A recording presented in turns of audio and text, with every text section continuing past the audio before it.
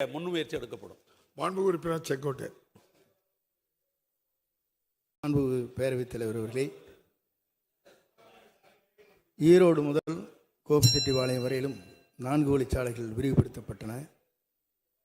கோபி நகரத்திற்குள் நெரிசல் அதிகமாக ஏற்படுகிற காரணத்தின் அடிப்படையில் எங்கள் ஆட்சி காலத்திலேயே அதற்காக புறவழிச்சாலை ஒன்றை அமைப்பதற்காக ஆய்வுப் பணிகள் மேற்கொண்டு நிதிகள் ஒதுக்கின்ற போது ஆட்சி மாற்றம் ஏற்பட்டது. இதைத் தொடர்ந்து அமைச்சரிடத்திலே 4 முறை கேட்கின்ற போது நான் அந்த பகுதிக்கு வந்திருக்கிறேன், ஆகவே இதை உடனடியாக செய்வதற்கு நடவடிக்கை மேற்கொள்ளப்படும் என்று போன நிதியாண்டிலே சொன்னார்கள்.